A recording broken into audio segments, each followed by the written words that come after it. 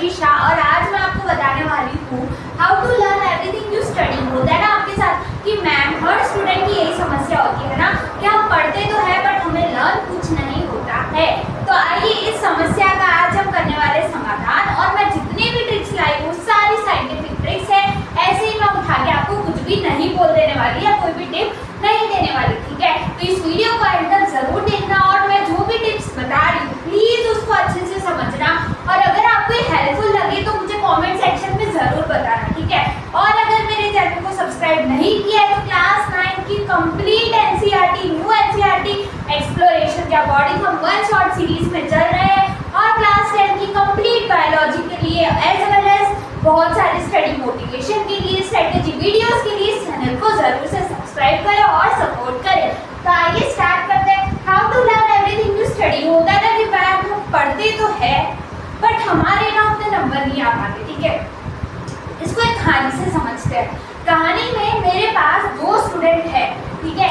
एक का स्टूडेंट का नाम है ए, दूसरे का स्टूडेंट का नाम है बी, ठीक है। अब ये जो ए वाला स्टूडेंट है ना मेरे पास, ये कैसे स्टूडेंट है कि एक रात पहले पढ़ता है फिर भी इसके एग्जाम में आ जाते हैं 90%। और जो मेरा स्टूडेंट बी है वो पढ़ता पूरे साल है, मतलब इसने स्टडी पूरे साल की है, कोई इसने गलत काम नहीं किया, ठीक है। ना ये दोस्तों के साथ पार्टी मनाने गया है, ना इसने कुछ खेलना कूदना किया, ना दूसरे कामों में अपना समय जो है वो वेस्ट किया है। फिर भी फाइनल एग्जाम में इसके आ जाते हैं 75% या तो फिर 65%। तो मैम ये बताओ कि ए और बी स्टूडेंट में ऐसा फर्क क्या है, ठीक है। तुमने भी देखा होगा कि बहुत सारे बैक बेंचर्स एक रात पहले पढ़ते हैं कि एग्जाम के एक दिन पहले पढ़ते हैं, फिर भी अगले दिन जब एग्जाम होता है तो उनके मार्क्स बहुत अच्छे आ जाते हैं। और ऐसे बच्चे जिन्होंने डे 1 से लेके एंड डे तक मतलब मेहनत करी होती है वो उतना अच्छा स्कोर नहीं कर पाते। दोनों में क्या डिफरेंस है चलो देखते हैं, ठीक है। बस दोनों में डिफरेंस जो है यहाँ पे फोकस का ही होता है, और यहाँ पे कौन पढ़ता कैसे, क्योंकि बेटा सिर्फ पढ़ने से काम नहीं चलता, ठीक है।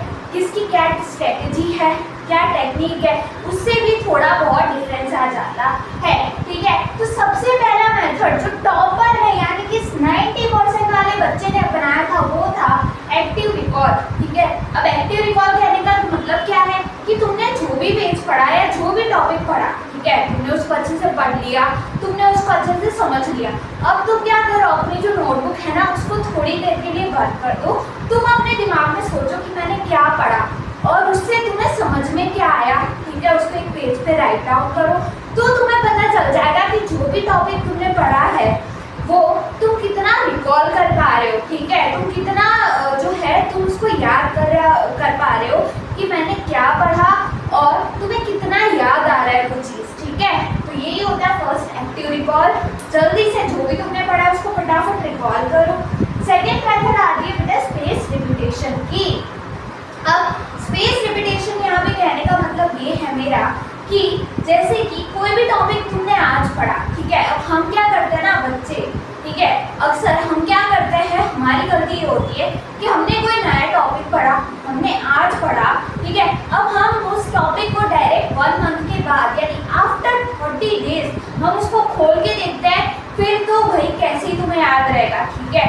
अगर यहाँ पे स्पेस रिपीटेशन का मतलब वही है, ठीक है, कोई भी टॉपिक तुमने लेट सपोज डे 1 पे पढ़ा, ठीक है, उसको हर 5 डेज में या तो फिर 7 डेज में उसी टॉपिक को उठा के रिवाइज करो।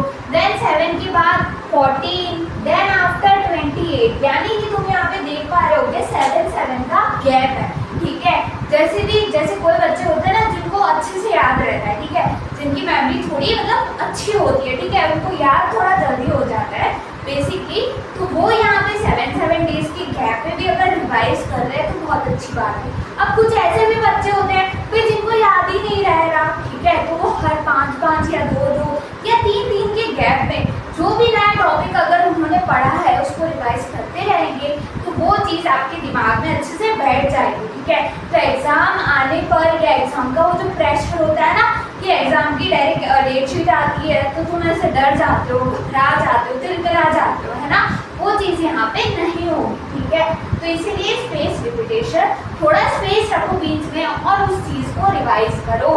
बिकॉज जितना आप कोई भी चीज़ को रिपीट करते हैं ना, आप उसमें मास्टर हो जाते हैं, ठीक है। प्रैक्टिस इज द ओनली की, ठीक है। तुमने देखा होगा बहुत सारी मूवीज के भी अगर हमें सॉन्ग्स जो है वो याद करने होते हैं तो हम बार बार उसको गुनगुनाते रहते हैं, ठीक है। तो वो जो सॉन्ग है वो हमें अच्छे से याद हो जाता है, ठीक है, लर्न हो जाता है, ओके।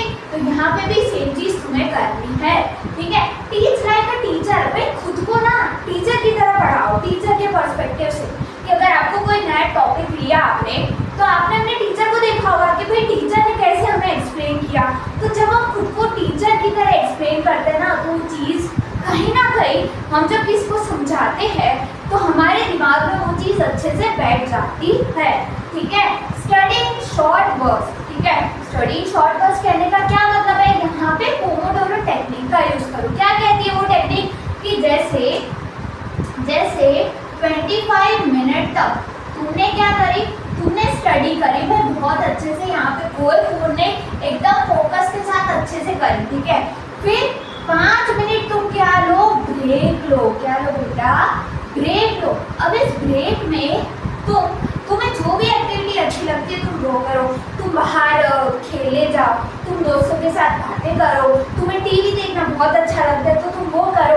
तो ये होती है पोमोडोरो टेक्निक, ठीक है। जैसे जापान में, और तुमने देखा होगा बाहर के बहुत सारे ऐसे कंट्रीज हैं जहाँ पे ऐसा रूल होता है कि 40 मिनट्स तक या 30 मिनट्स तक बच्चों को पढ़ाना है, फिर 5 मिनट्स का हमको ब्रेक दिया जाता है, ठीक है। जैसे हमारे इंडियन स्कूलों में क्या होता है, मैं बुराई नहीं कर रही हूँ, पर यहाँ की स्कूल्स में क्या होता है बेसिकली कि एक के बाद एक लेक्चर होता है, ठीक है। टीचर आ जाते हैं, पढ़ाना शुरू, बच्चे भले एनर्जी है या नहीं है एकदम स्टार्ट हो जाता है, ठीक है। तो वैसे ही यहाँ पे थोड़ा सा छोटे छोटे गैप पे पढ़ो, ठीक है। अगर 25 मिनट्स तुमने फोकस के साथ अच्छे से पढ़ा, 5 मिनट का ब्रेक लो, ठीक है, जिससे जो तुम्हारा दिमाग है वो रिटेन कर पाए। रिटेन करना भी तो जरूरी है ना कि तुमने क्या चीज़ पढ़ी, ओके। फिर आता है यूज विजुअल मेमोरी। आजकल तो इतनी सारी टेक्नोलॉजीज है तुम्हारे पास, बहुत सारी चीज़ें, ठीक है। तो और आजकल जो है ऑनलाइन का ज़माना भी है, तो टीचर्स भी तुम्हें विजुअल मेमोरी के थ्रू समझाने की, कोई टॉपिक को, कोई कंसेप्ट को याद करवाने की कोशिश करते हैं। क्योंकि ऐसा बोला जाता है कि जो चीज़ तुमने देखी होती है ना, विजुअलाइज की होती है, वो तुम्हें बहुत ही ज़्यादा अच्छे से और बहुत लॉन्ग टाइम के लिए वो चीज़ तुम्हें याद रहती है, ठीक है। तो visual memory very very important. फिर है sleep is equals to memory booster, ठीक है।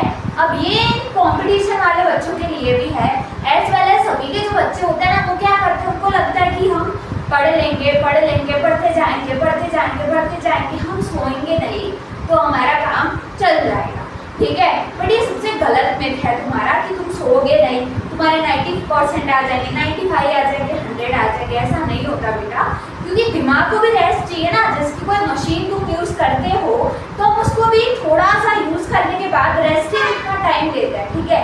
वैसे ये भी तो तुम्हारा दिमाग है ना, उसको भी रेस्ट चाहिए, जो तुमने पढ़ा उसको रिटेन करने का, ठीक है।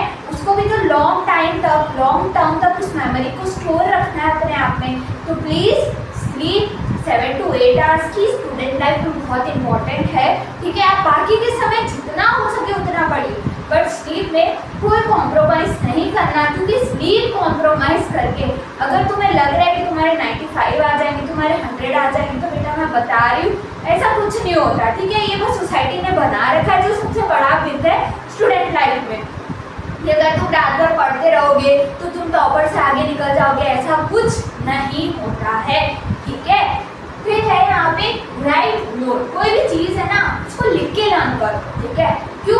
क्योंकि साइंस हमारी ये कहती है कि जब भी कोई भी चीज़ को तुम लिख के लर्न करते हो ना, तो चीज़ एक तो तुम्हारी जो नर्व्स है वो डायरेक्ट तुम्हारी ब्रेन से क्या है, अटैच होती है ना। तो जब तुम कोई भी चीज़ को लिख के लर्न करते हो ना, तो वो चीज़ तुम्हें लॉन्ग टाइम तक बहुत अच्छे से याद रहती है, ठीक है। तो ज़्यादा से ज़्यादा लिखो, और जो बोर्ड के बच्चे हैं भाई, तुम्हें तो डिस्क्रिप्टिव के पेपर देना है, तो प्लीज़ हो सके उतनी लिखने की प्रैक्टिस करें, ठीक है। फिर यहाँ पे गोल्डन फॉर्मूला मैं तुम्हें लास्ट में क्या बोलना चाहूँगी कि तुम पढ़ रहे हो, अच्छी बात है, स्टडी करो, प्लस रिकॉल, जो पढ़ा उसको रिकॉल करो, ठीक है। Plus revision is very important guys. Revision का मतलब ये नहीं कि जो तुमने तुमने पढ़ा है तुम उस चीज को वापस से पढ़ रहे हो, नहीं। रिवीजन का मतलब होता है उस चीज को वापस से देखो, ठीक है, उस पीछे जाओ, पास्ट में जाओ और इस चीज को वापस से देखो। वहीं से वर्ड आया री प्लस विजन, विजन माने देखो, ठीक है, is equals to long term memory में वो तुम्हारा स्टोर हो जाता है। तो ये सारे साइंटिफिक हैक्स थे, सारी साइंटिफिक टेक्निक्स थी, ठीक है, कि अगर तुम्हें कोई भी अपनी जो लर्निंग है वो तुम्हें याद रखना है कोई किसी भी चीज़ को, तो तुम कैसे कर सकते हो, ठीक है। आई होप तुम्हें ये वीडियो अच्छा लगा होगा, मुझे कमेंट सेक्शन में ज़रूर बताना, और अगर तुम्हें ऐसे वीडियो चाहिए इस चैनल पे तो वो भी मुझे कमेंट सेक्शन में ज़रूर बताना। Okay, so bye bye guys, bye bye everyone, पढ़ते रहिए और अपने माता पिता का नाम रोशन करते रहेंगे, ठीक है। अब हम मिलेंगे नेक्स्ट वीडियो में, तो स्टे ट्यून्ड।